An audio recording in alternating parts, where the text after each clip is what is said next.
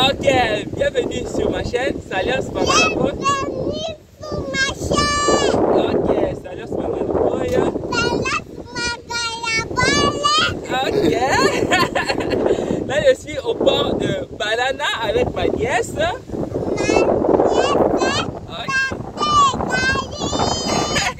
Nous sommes à l'embouchure du fleuve Congo. Bonsoir, bonsoir.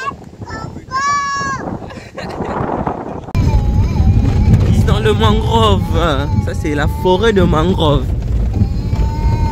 Oh, autant à la classe, Viens papa, regarde les mangroves. Le mangrove.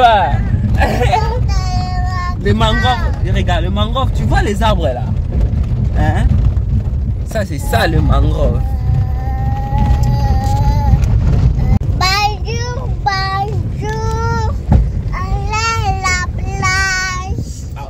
On a la plage. Là-bas c'est l'Angola.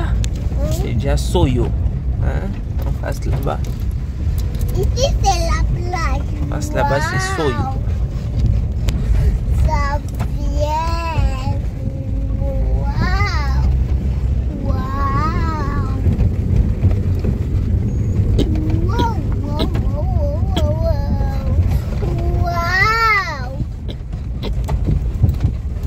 Waouh. Waouh. Waouh.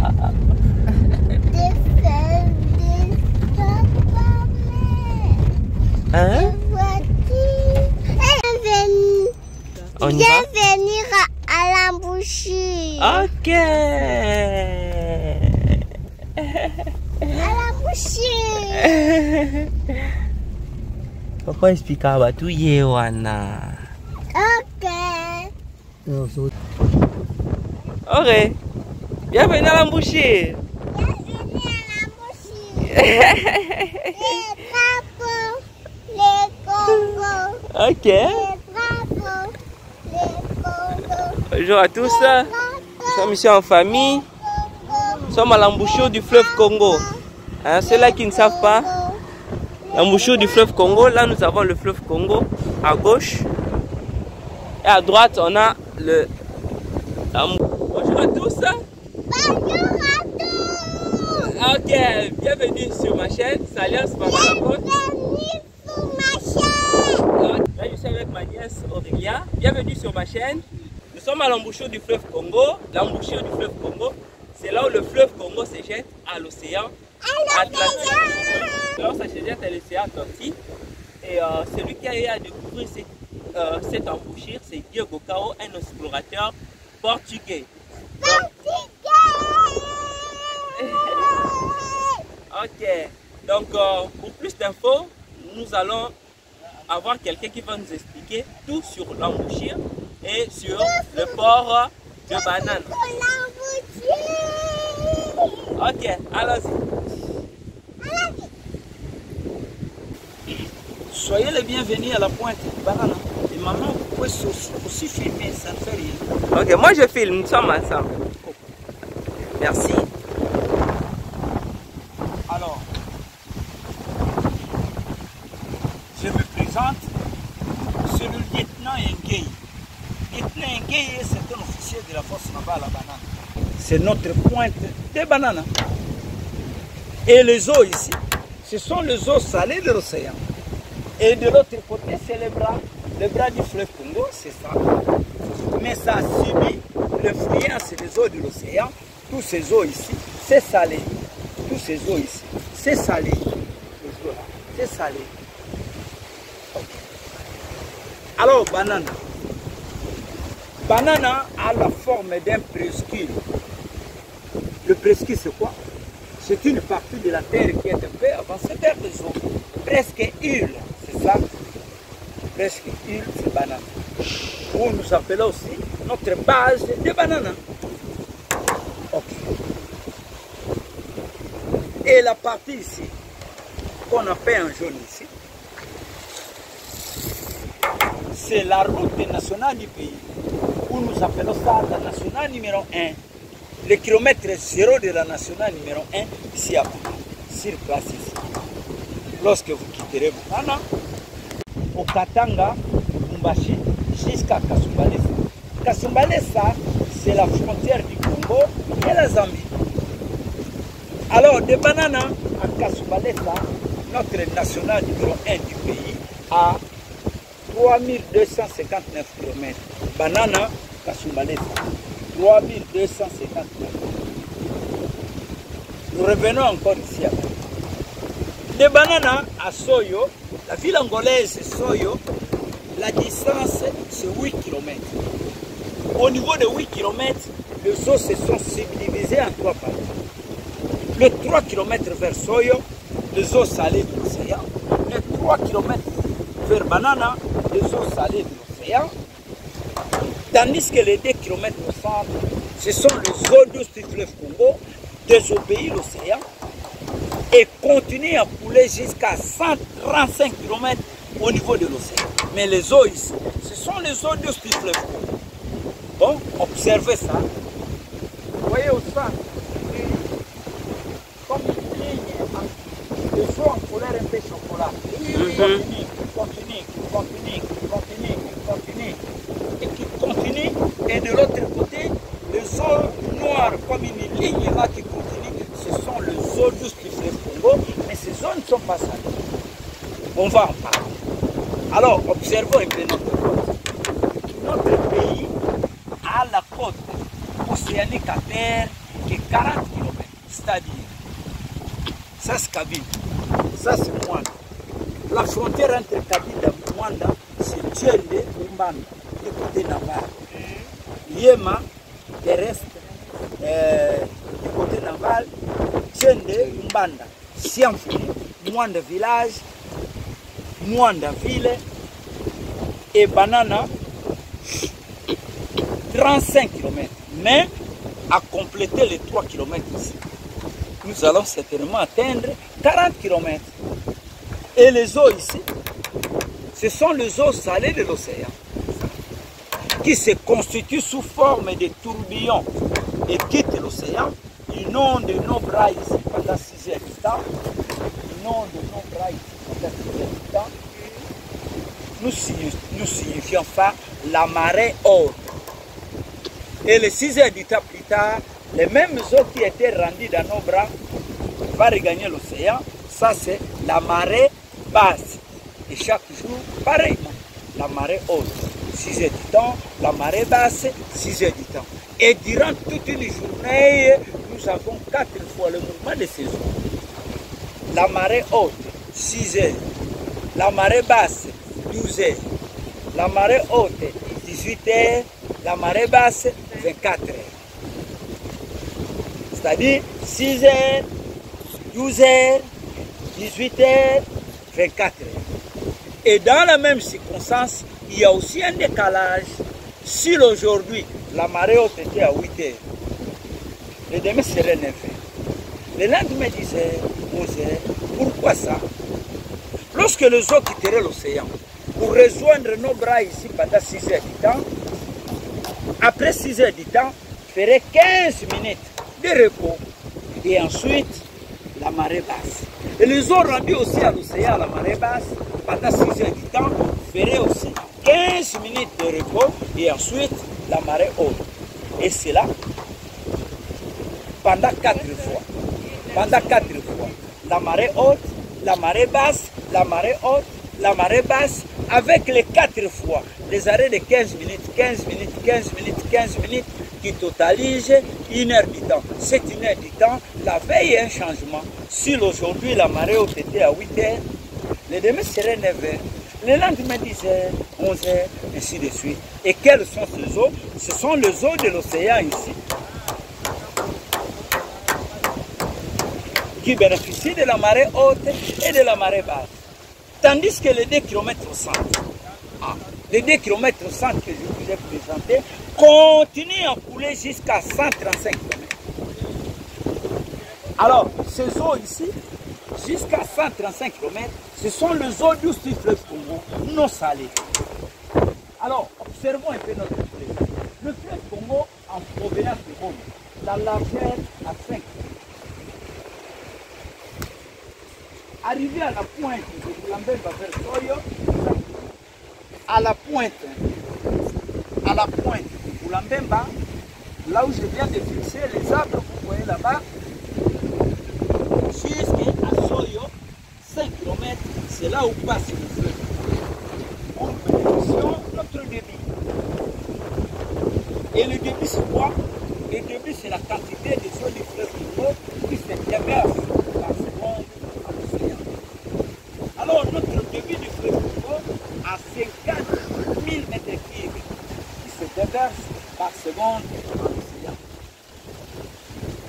Alors, le fleuve Congo qui venait à 5 km, c'est aussi aller à l'océan à 5 km. Empêché par le sol de l'océan. Et l'océan désirait à ce que le fleuve Congo devient les eaux salées. Mais le fleuve Congo ne veut pas. Et comme il venait à 5 km, plus moyen d'aller en 5 km, rétrécir les 5 dans le 2. Observez beaucoup d'eau comme ça, fleuves qui doivent s'introduire dans les 2 km comme il a pour moi. À partir d'ici, le fleuve Congo coule violemment à l'océan et l'océan se sent incapable d'empêcher le couloir là de 2 km, les 5 dans le 2, ce couloir là de 2 km continue jusqu'à 135 km. Les 135 km ici, au large de Pointe-Noire. Au large de Pointe-Noire. Nos eaux ici continuent à couler jusqu'au large de Pointe-Noire. Et de passer 135 km, le fleuve Congo est fatigué, l'océan l'engloutit et devient les eaux salées. Alors, pour terminer la géographie, la largeur du fleuve Congo, 5 km. Le prolongement ici, 135 km. La largeur au centre, 2 km. Et la profondeur de cette au centre, à 1000 ou 1500 km. Profondeur? Oui. Pourquoi? Parce que le fleuve qui venait à 5, regroupé à 2, et coule violemment à l'océan, ramasse une partie de la terre en dessous là, amène cette partie de la terre à l'océan et ça a creusé un fossé sous-marin à 1000 ou 1500 mètres. Bon, on a terminé la géographie. On pourrait passer à l'histoire. L'histoire, c'est le problème de Diego Cao. Oui. On pourrait passer? Oui. Alors, non, non. Il lui est au courant. Ne fût-ce que 5 minutes au terme. Vous savez que le bébé est trop. Oui. Allons-y. Allons-y. Alors, qui fait Diego Cao? Celui-là, à cette époque-là, le moteur, la machine, était encore inexistant au monde. Mais Diego Cao veut fabriquer son navire en voile. Comme il possédait son navire en voile, il a eu une mission internationale à partir de l'Europe de venir explorer l'Afrique comme c'était un explorateur. Alors, il avait quitté l'Europe, traversé la mer Méditerranée, terminé aussi l'Afrique du Nord, arrivé dans notre passe ici.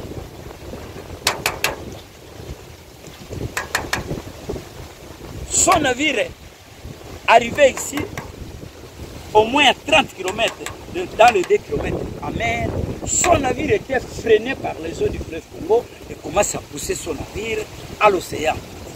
À partir d'ici, Diego Cao était très étonné d'observer qu'il se trouve à l'océan. Pourquoi il était poussé encore à l'océan? Et il a essayé un peu de goûter de l'eau. Mais l'eau était douce, non salée. Ce sont les eaux douces du fleuve Congo. Alors il était bouleversé qu'il se trouve à l'océan, pourquoi ces eaux ne sont pas salées. C'est ainsi qu'il avait quitté ce milieu, rendu dans notre zone de l'embouchure du fleuve Congo. Notre zone de l'embouchure du fleuve Congo, de la pointe de Boulambemba à la bouest là. De la pointe de Boulambemba là-bas, les arbres que vous voyez là-bas, jusqu'à la bouest là. Il y a un poteau ici quelque part. Nous sommes illuminés par le soleil. Ça. Nous appelons ça la bouée. Et on a donné ça le nom de Stella. La bouée Stella. Mais pour vous alors c'est une balise. Une balise c'est quoi? C'est un piquet que la CVM avait placé pour guider les navires en déplacement. Et cette balise guide les navires en provenance de l'Europe, de l'Amérique, de l'Asie, en destination de Boma et de Matadi. Et Diego Cao, dès son arrivée ici, il a essayé un peu de goûter de l'eau ici. Mais l'eau était très salée. C'est là qu'il avait compris que ce sont les eaux salées de l'océan. Et ensuite, il s'est introduit dans les 2 km. Au niveau des 2 km, il a été violemment poussé. C'est là qu'il avait compris. Il avait dit ceci, de l'autre côté, il était poussé, de l'autre côté, il était violemment poussé. Comme il était violemment poussé, il avait quitté les 2 km, rendu aux eaux salées ici, où il avait observé la pénétration du fleuve à l'océan, où Diego Cao nous avait signifié qu'il a découvert notre embouchure du fleuve Congo en 1482 au 15e siècle. Après le constat de ces milliers, il a été rendu aux eaux salées ici quelque part ici. Et là, il avait mouillé son ancre. À Boka Kilongo, Massoua était le maquis. Et rendu à Boulambemba à bord d'une pirogue qui était à bord de son navire. Sur place à Boulambemba, il avait trouvé 2 tribus, les Bavili et les Bawoyo. Mais actuellement, les Bavili se sont immigrés de Mwanda à Pointe-Noire. Le peuple qui se trouve maintenant à Pointe-Noire, ce sont les Vili, les en provenance de Mwanda, immigrés à Pointe-Noire. Et au départ de Bavili, il y a eu les Basorongo qui étaient aussi en Angola, une partie immigrée à Mwanda. C'est ainsi qu'à Mwanda, nous avons 2 grandes tribus, les Bawoyo et les Basorongo. Et une partie de Bayombe. Et sur place ici, Diego Cao avait trouvé les Bavili et les Bawoyo. À cette époque-là, les Bavili n'étaient pas encore rendus à Pointe-Noire. Et Diego Cao les avait approchés. Et ces jeunes gens, aussi ici, et ces jeunes gens étaient curieux de voir pour la première fois l'homme blanc. Et Diego Cao qui leur posé des questions en français, en anglais, en espagnol, en portugais. Ces autres n'étaient pas en connaissance de toutes ces langues-là, il n'y avait pas la communication. Et qu'est-ce qui fait arriver? Un temps mort qui était observé entre Diego Cao et les autochtones. Un jeune Mouoyo pêcheur à Boulambemba, lui s'est tenu debout et commençait à signifier à ses grands frères. Mais parler, répondait à ce monnaie, mais il signifiait ça à langue Woyo. À langue Woyo, il signifiait Bulumbembo, Bulumbembo, Bulumbembo. Et Diego Cao écoutait le mot Bulumbembo, Bulumbembo parler. Lui, il a eu l'idée qu'on vient de lui signifier le nom de cette île ici. Et lui, il avait transformé le nom. Au lieu de Bulumbembo, lui, il avait entendu Boulambemba. Et il avait noté que cette île ici s'appelle Boulambemba. Et le nom est resté Boulambemba jusqu'à nos jours. Aujourd'hui, il y a 6 siècles écoulés. 600 ans écoulés. Ensuite, Diego Cao était mis à bord de sa pirogue, à bord de son navire, où il était rendu jusqu'en Afrique du Sud. Après l'Afrique du Sud, qu'il était de retour en Europe, où est allé officialiser qu'il a découvert l'embouchure du fleuve Congo en 1482 au 15e siècle. On se limite ici, parce que vous êtes pour le temps. Ok, merci beaucoup, papa. Est-ce qu'il y a une question? Une question seulement. Si une question, je suis prêt. Je suis prêt de répondre. Une seulement. Vous voulez? Je suis très content d'observer, mais malgré cela, vous êtes encore très minime pour observer la véracité de ces points. Ok. Je viens, vous allez voir votre secret, je viens. Je voulais, parce qu'ils sont en train de partir, mais moi je voulais vous signifier comment est-ce qu'on est en train de construire notre corps en Ok. Nous sommes là. Ok. Alors maintenant, non, aussi maman. Maman, 3 minutes seulement. On a terminé la géographie, l'histoire, et maintenant l'environnement. Okay. Alors, en face de nous, c'est Boulambemba. Boulambemba, à l'époque coloniale, fit le camp militaire. À l'époque de Mobutu, fit la prison, où Mobutu avait incarcéré quelques autorités.